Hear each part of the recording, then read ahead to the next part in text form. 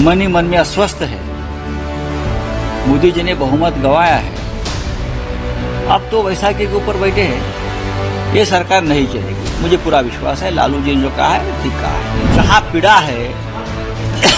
पीड़ा है जहां संकट है वहां बीजेपी के नेता प्रधानमंत्री गृह मंत्री कभी जाते हैं। ये सरकार नहीं चलेगी। हम पहले भी बोल चुके हैं ये सरकार नहीं चलेगी।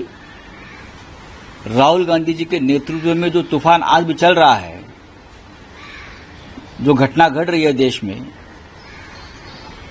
जिस तरह से मिस्टर नायडू नीतीश कुमार की पार्टी मन ही मन में अस्वस्थ है। मोदी जी ने बहुमत गंवाया है। अब तो वैशाखी के ऊपर बैठे हैं। ये सरकार नहीं चलेगी। मुझे पूरा विश्वास है लालू जी ने जो कहा है वो ठीक कहा है। सर, हाथरस कांड की बात करते हैं। राहुल गांधी जाके उनके पीड़ितों से मिलते हैं, लेकिन अब तक बीजेपी के वरिष्ठ नेता जाके मुलाकात नहीं कर रहे। हालांकि राहुल गांधी जहां पीड़ा है जहां संकट है वहां बीजेपी के नेता प्रधानमंत्री गृह मंत्री कभी जाते नहीं। राहुल गांधी और हम सब लोग जाते हैं, वेदना समझ लेते हैं, पीड़ा समझ लेते हैं। कब जाएंगे प्रधानमंत्री? ऐसी घटना के समय कभी नहीं जाएंगे।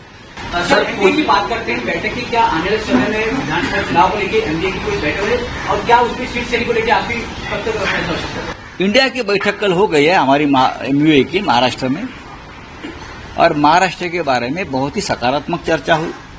कांग्रेस, शिवसेना और एनसीपी हम तीनों एक साथ चुनाव लड़ेंगे और सीट शेयरिंग का कोई मुद्दा नहीं है। सर, पुण्यामध्ये ड्रंक अँड ड्राईव्हच्या केस दरम्यान एका मद्य पिणे पोलीस अधिकाऱ्यावरती पेट्रोल टाकून जाण्याचा प्रयत्न केला। प्रकार से मरीन ड्राइव पे भीड़ इकट्ठा हुई सर, उसको आपकी सर क्या कहीं ना कहीं लॉ एंड ऑर्डर की कहीं ना कहीं जिस प्रकार से घटना होती है, उसमें से अगर 10% भीड़ 10% भीड़ अगर सड़क पर उतरती तो महंगाई, बेरोजगारी, नीट जैसी समस्या खत्म हो जाती, सरकार पर दबाव आ जाता। हाँ, लेकिन ये भीड़ संकट के समय कहां जाती है, कहां बैठती है, हमको पता नहीं। ये भीड़ अगर तानाशाही के खिलाफ सड़क पर उतरती तो इस देश में लोकतंत्र बचेगा और तानाशाही पूरी तरह से खत्म हो जाएगी। हिंदी भी रहना चाहिए। जिस प्रकार से दूसरी जमीन मामले का विवाद था, मरीन ड्राइव के खिलाफ मामला दर्ज हुआ, ईडी ने कहा कि अब मुंबई पुलिस की क्लोजर को फाइट वो शेड्यूल ऑफेंस को रद्द कर दिया क्योंकि ईडी को आसान हो जाए, उसका मतलब है। और ये बोल रहा है ईओडब्ल्यू की, क्या बोल रहा है, गलत फहमी से हमने ये एफआईआर लॉन्च किया था।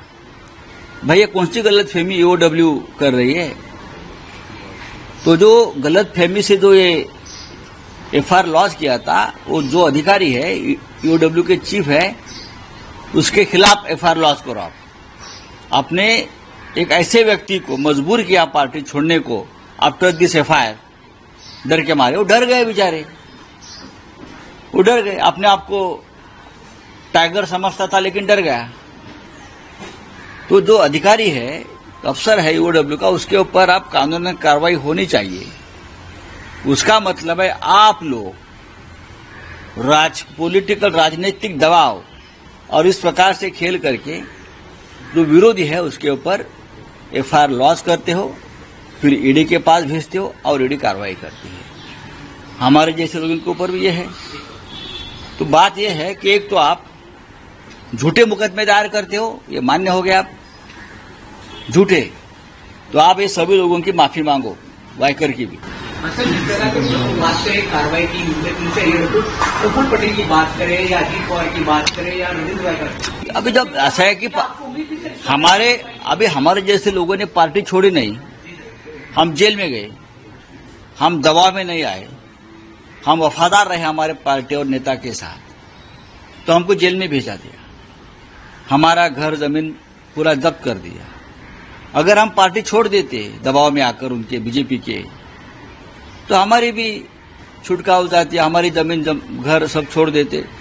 प्रफुल्ल पटेल का छोड़ दिया, अजीत पवार का छोड़ दिया, हाँ, वाइकर छूट गए। लेकिन हम लड़ेंगे, जब हमारी सरकार आएंगी तो ये गलत